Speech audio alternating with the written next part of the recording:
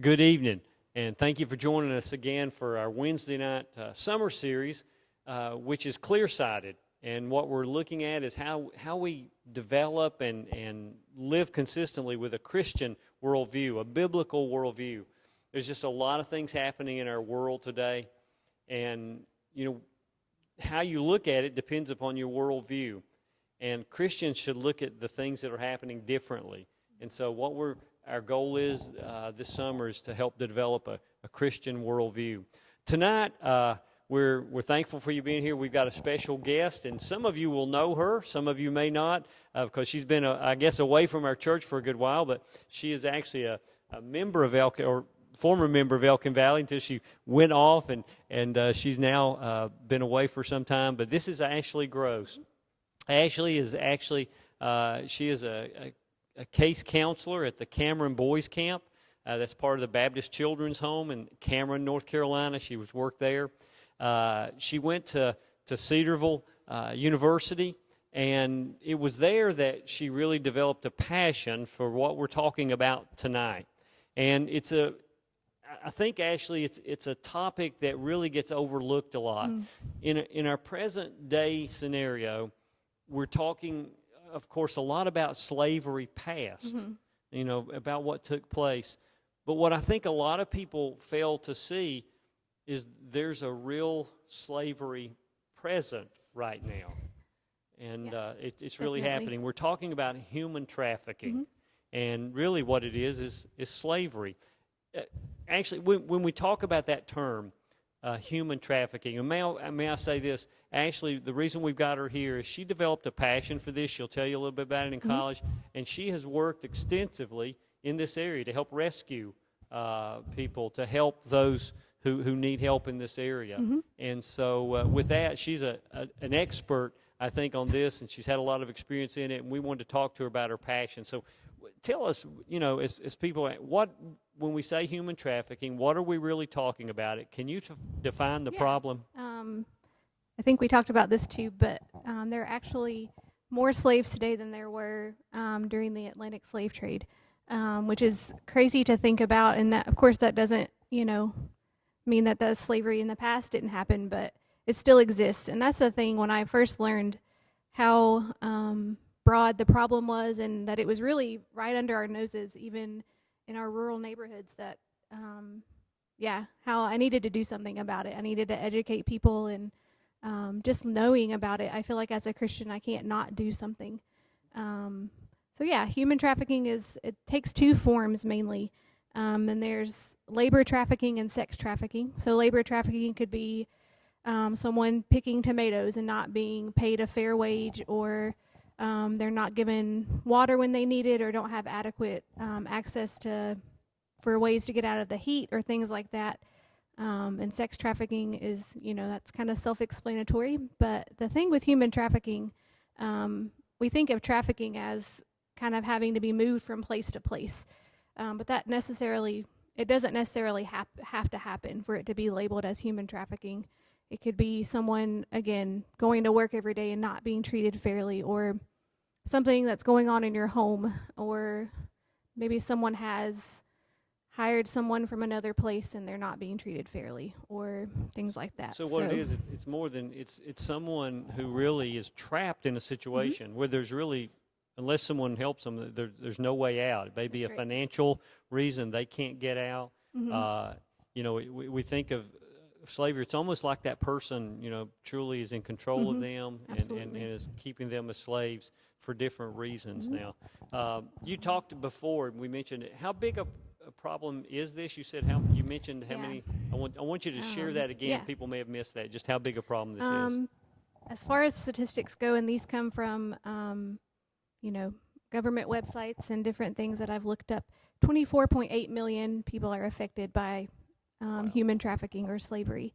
And there's lots. You can just Google human trafficking, and there's different websites that come up that help victims and things like that. But to think about that, and some of that is in other countries, of course, but there's more in the United States than I think that we really realize.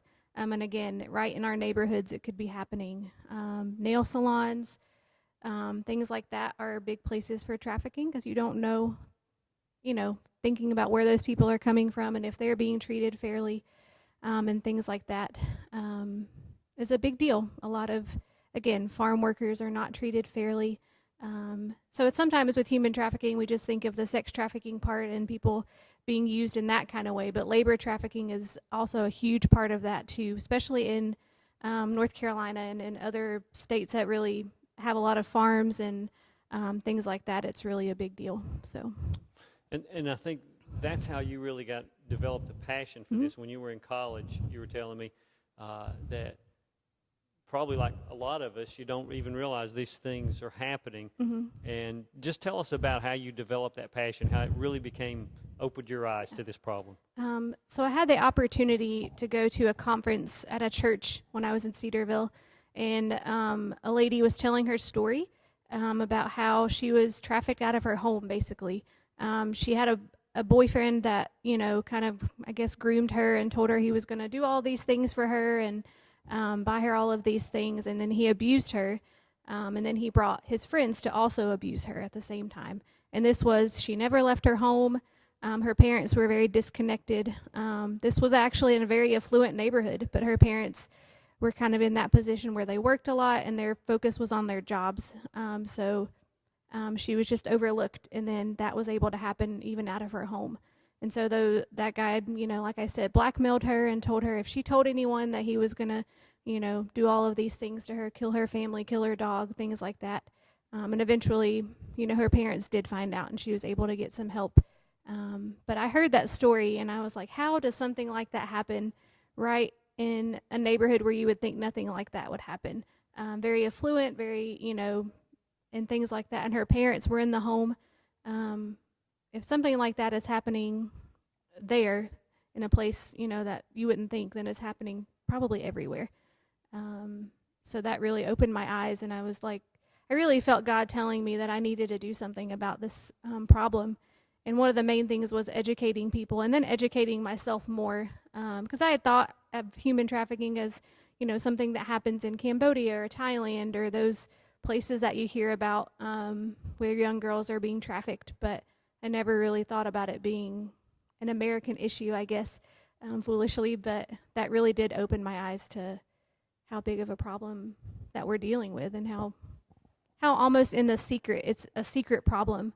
Unless you know about it, you're not going to see people walking up the street. It would be hard to notice if you didn't know the signs or things like that something was going on.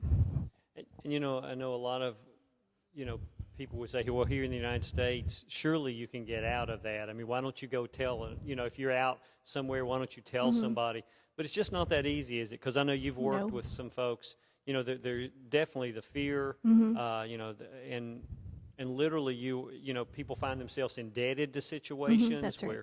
where they're literally slaves. Can you talk a little bit about that? Yeah. It could be a situation where, a young child is taken. Unfortunately, a lot of kids in foster care get trapped in situations like this. They're promised things. There's a statistic that a runaway will be approached within 48 hours of running away from a trafficker. That could be, labor or sex trafficking, which that statistic blows my mind too. So there's people looking, there's people seeking out young children, people who are in trouble, needing to get to the United States for a certain reason, and then they have a debt that they have to pay back, supposedly. And then they work and nothing is ever paid back. And in other countries, the same thing happens in coal mines and all kinds of other situations where maybe they get this job and there's supposedly a debt that needs to be paid back, but the work that they do doesn't go towards that. It's just they're abused and they're not treated fairly. I could go into a lot more detail.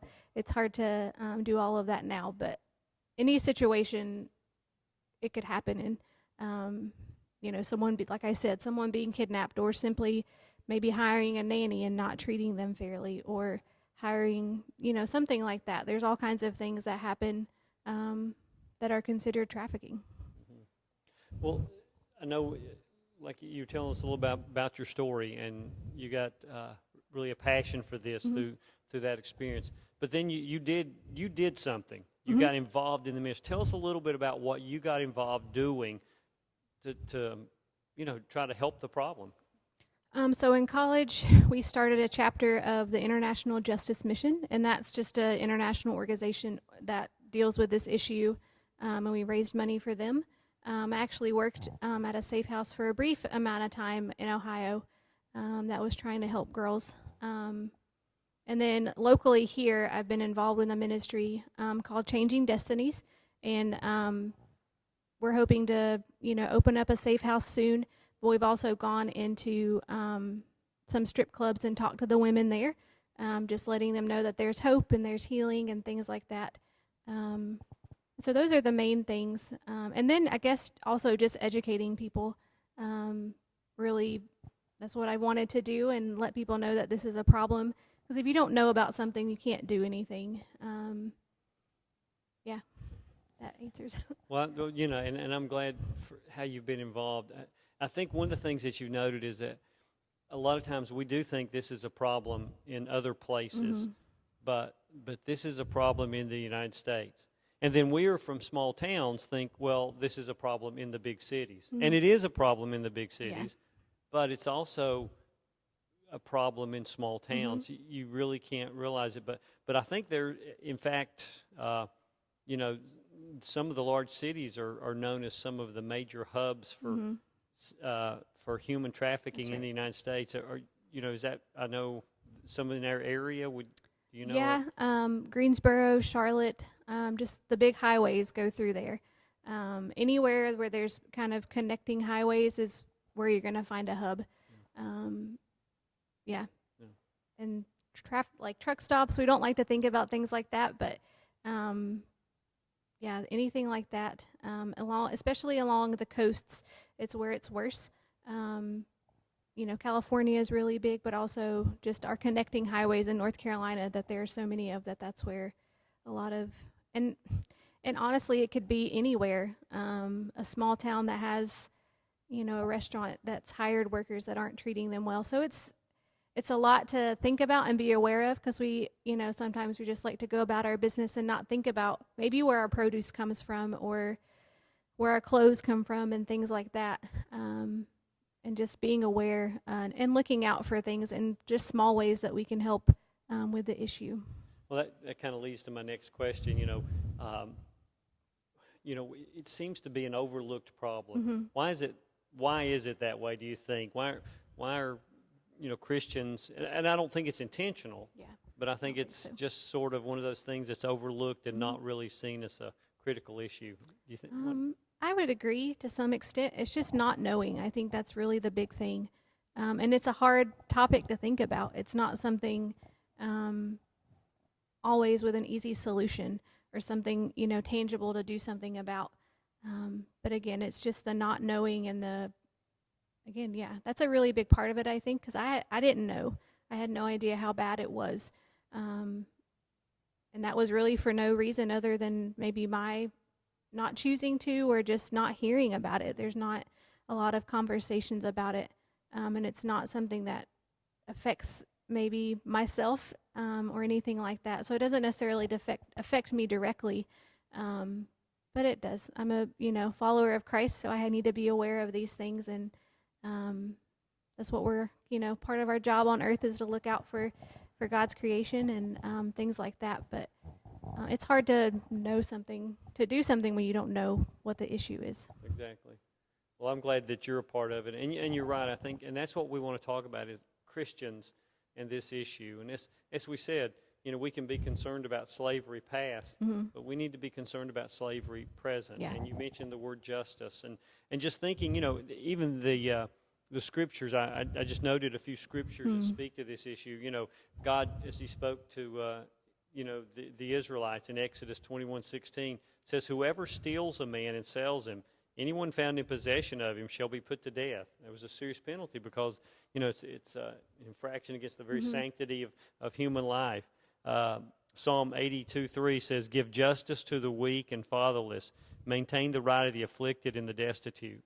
And I think you've probably found a lot of these people they live in that margin of society where they're often overlooked. They Yeah. have no voice. They have no power, so to speak, Mm-hmm.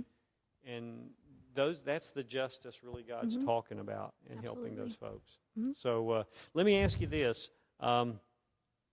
You're a Christian, you got involved, and I Mm-hmm. know you've talked about getting educated, Mm-hmm. and that would be the first step. But what else? What can an individual Christian, as God speaks to us, hey, this is a real issue. This is an issue of justice, and Mm-hmm. God says, do justice.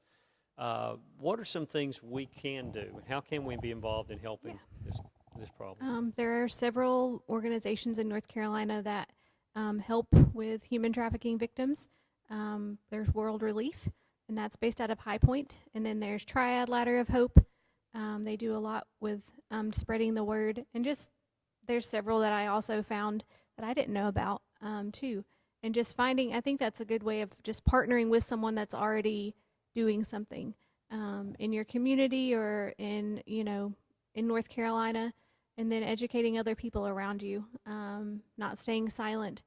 I was really convicted of that. I could have chosen to stay silent about what I knew, but God was like, you knew about this for a reason.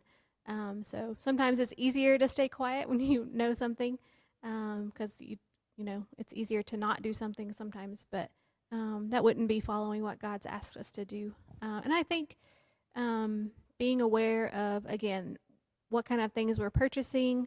There's websites. I found one yesterday that had about produce and where you could go and find, fair produce and fair, produce that was, picked by people who are treated fairly or things like that. And then just being aware of, again, where our clothes come from and things like that. And it's hard because you have to do some research to really be able to find out what is ethical and what am I buying that is okay and these workers are being treated fairly. And then being aware of the places that we visit, as far as restaurants and, like I said, nail salons and things like that, and making sure that those people that work there are being treated fairly. And again, that takes some research and a little bit of work, but it's worth that, and making sure that you're supporting a business that is treating their employees fairly.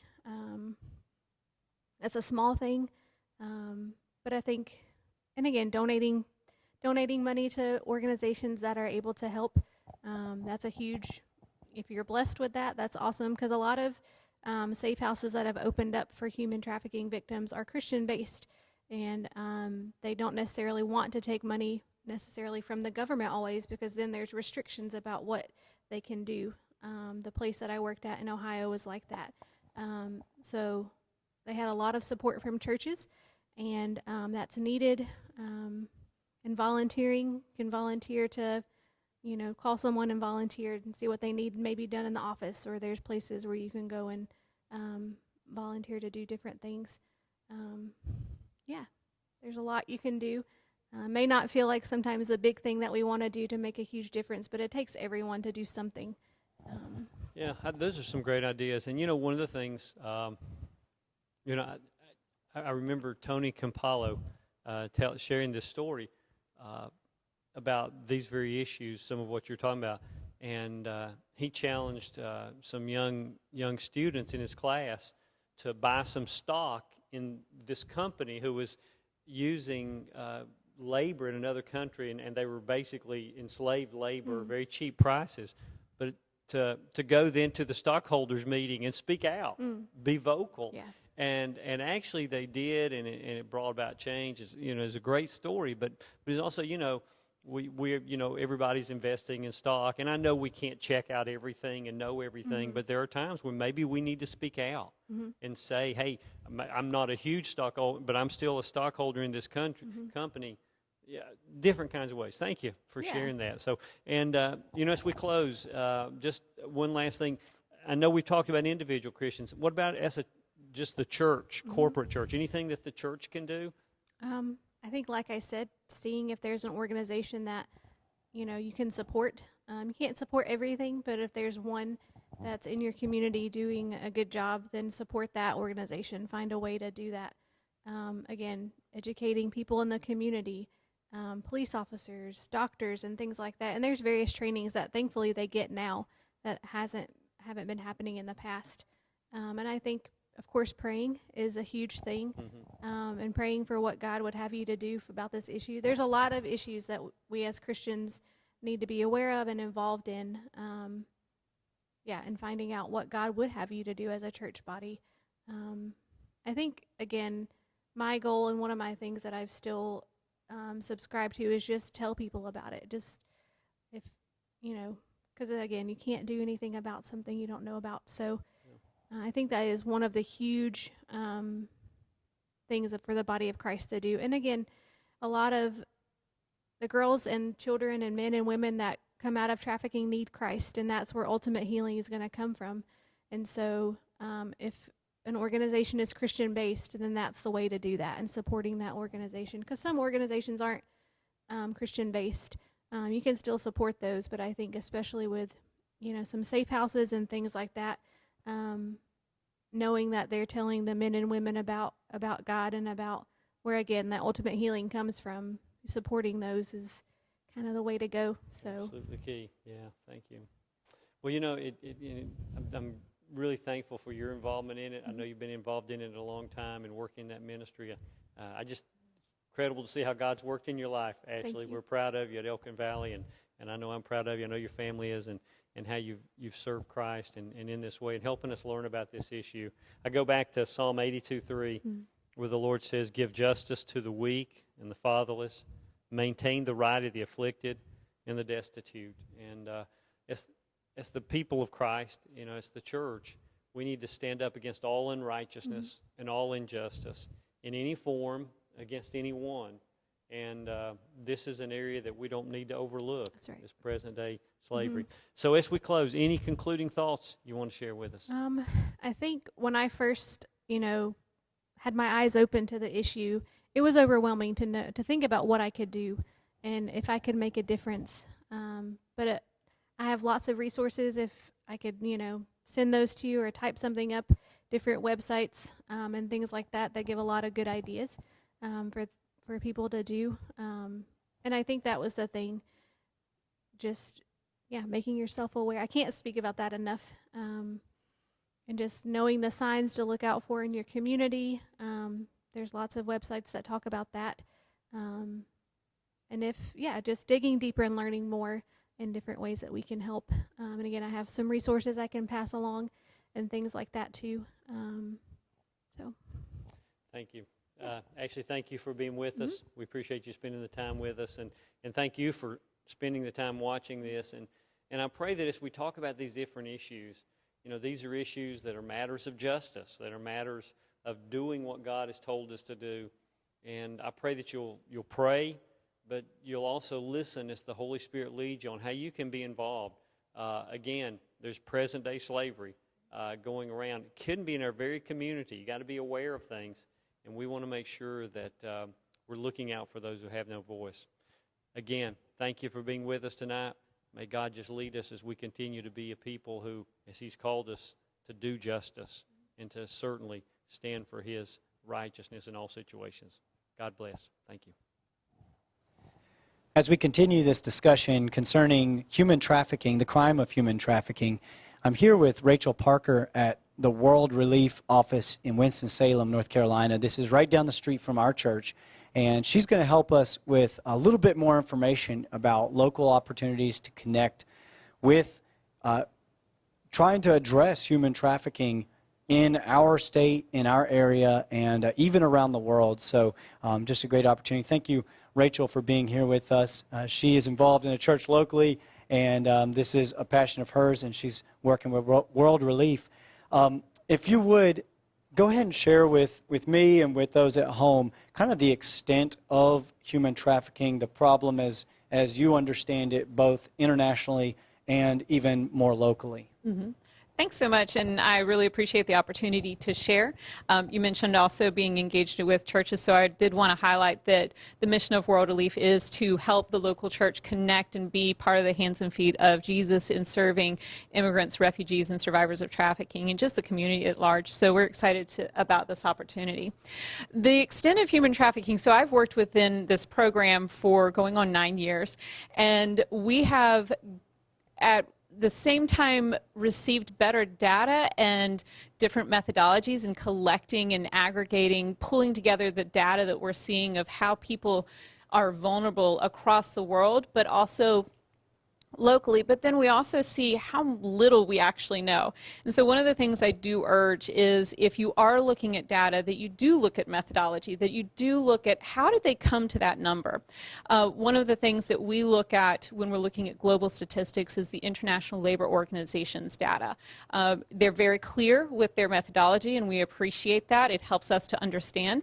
In that, we do see that the largest majority of trafficking that is being identified across the world is labor, actually.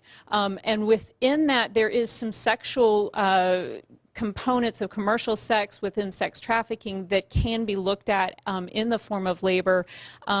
And so those do take part, but I do want to highlight that, and I know we'll be talking about the whole spectrum of human trafficking as it's identified in the U.S., which is commercial sex, sex trafficking, and labor trafficking. But also in the world, there are other components of this. There is child trafficking, there is organ trafficking, there's different forms, but the U.S. identifies it according to labor and sex trafficking.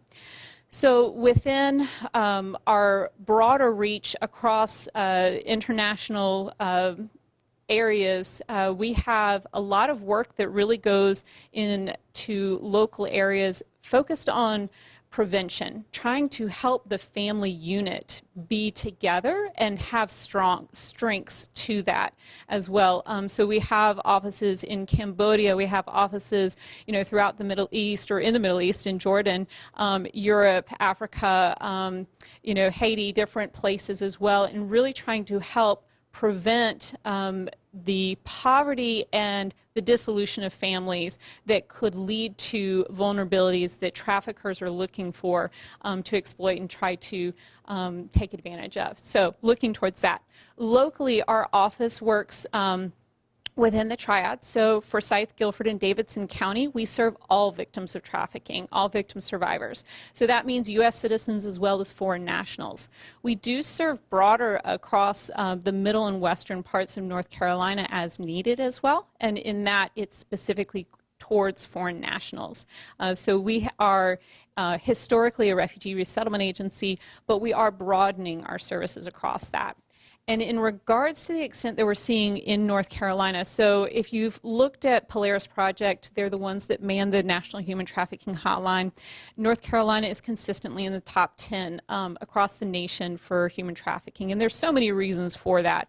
We're one of the few states in the U.S. that actually has over 10 million people. So, we got a lot of people here. But one of the things I want to identify is that is the tip of the iceberg with the numbers that we see, because someone has to call in for a tip to be shared, and you're also looking to see, is that actually a trafficking situation, or is it something that is different? But also, not all trafficking situations are being reported to the National Hotline.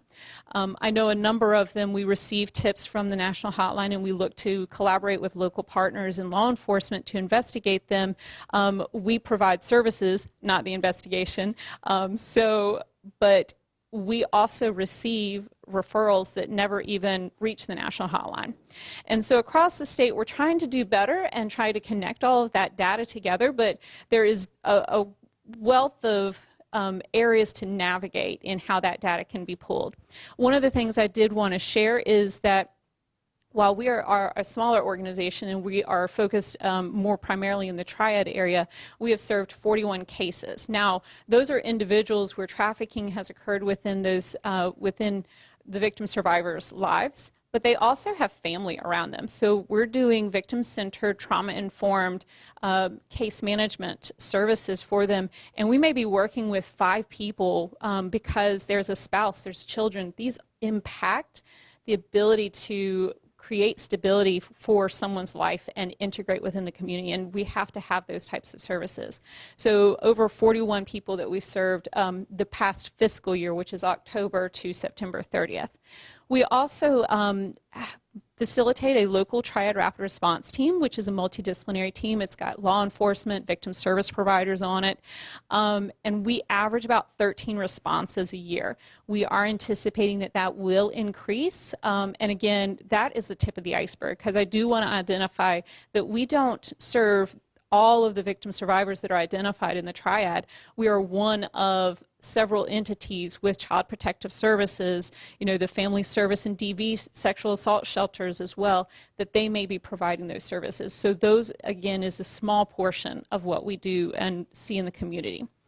The other thing I want to mention is that we had recently last year started a labor trafficking task force, and I believe it's actually the first in the state, and it's one of the few in the nation. And I think it's actually this first standalone that's not specifically around solely law enforcement interactions. And so we were very excited about this opportunity.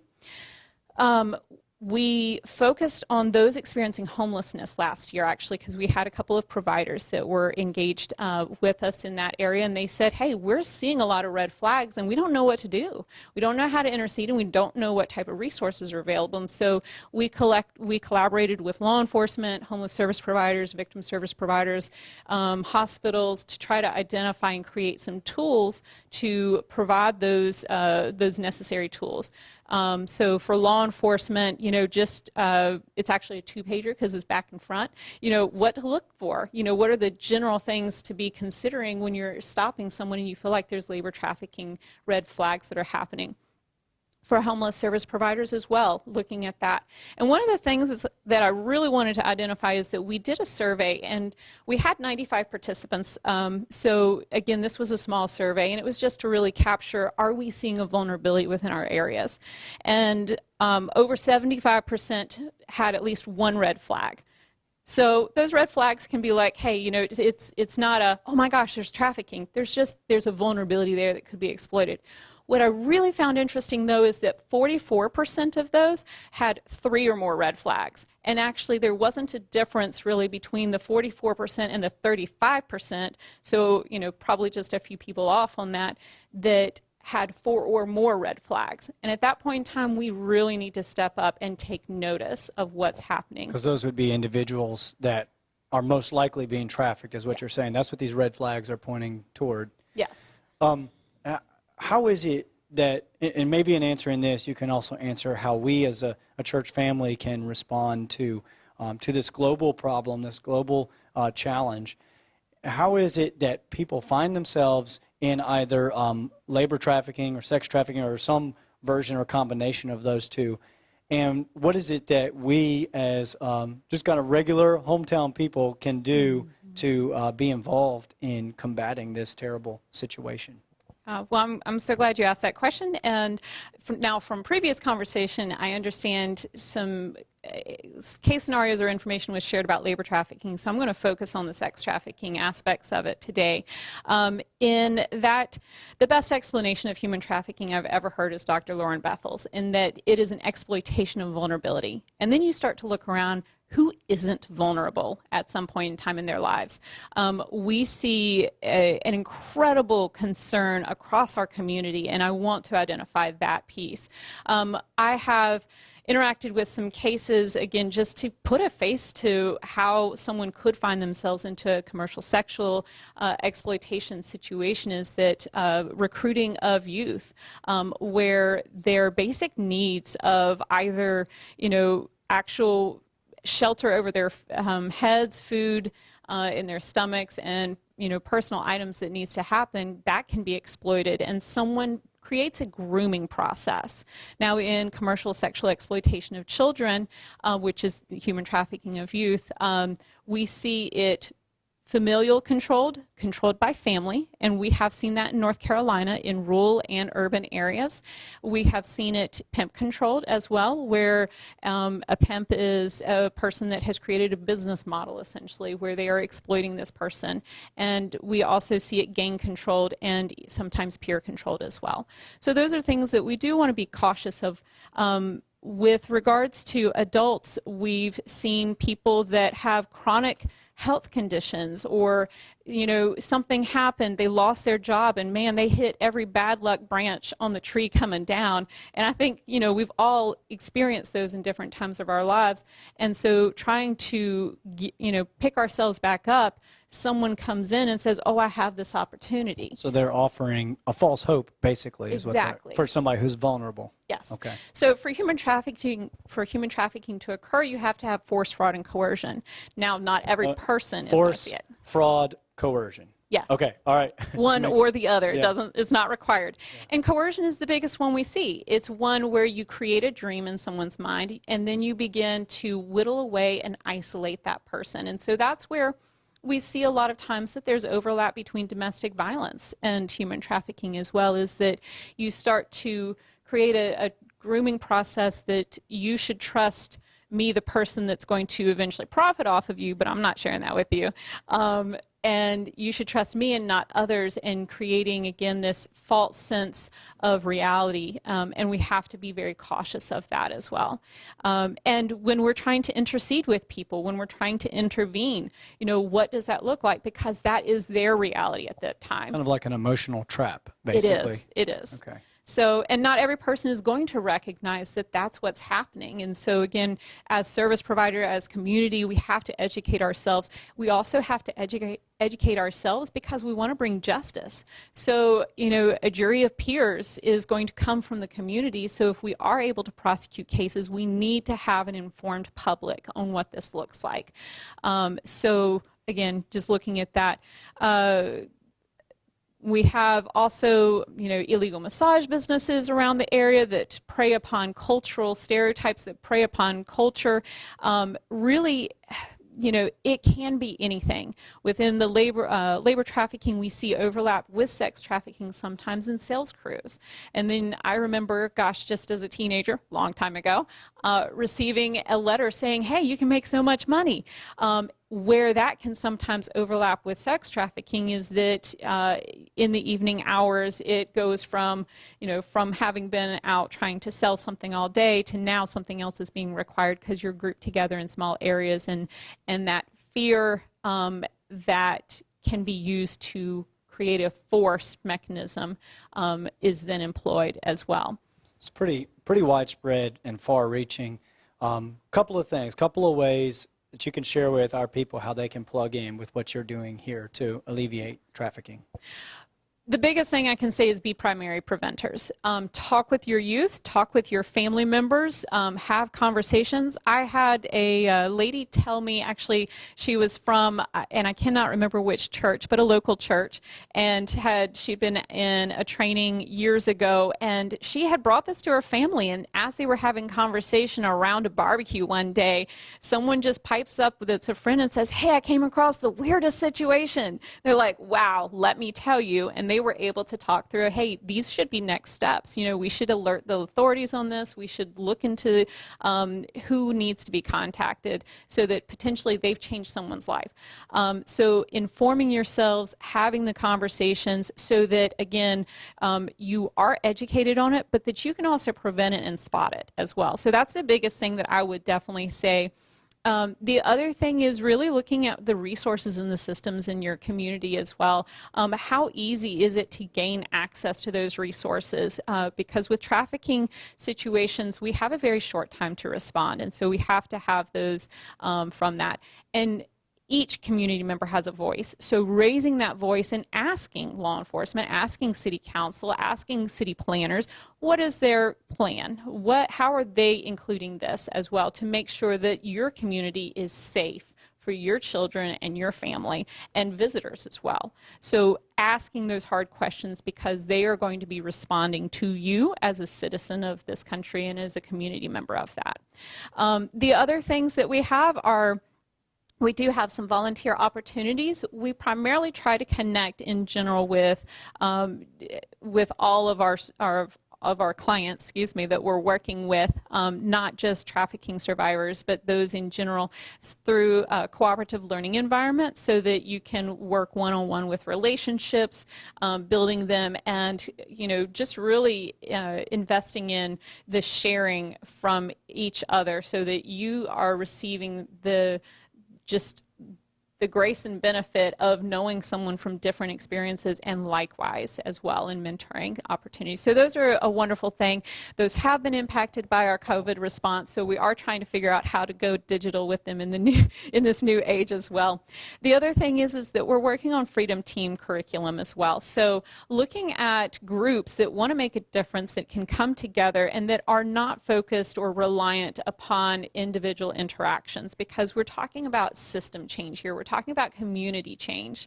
And so again, having a group that you can work with to educate yourselves, make yourselves informed, and to educate your community.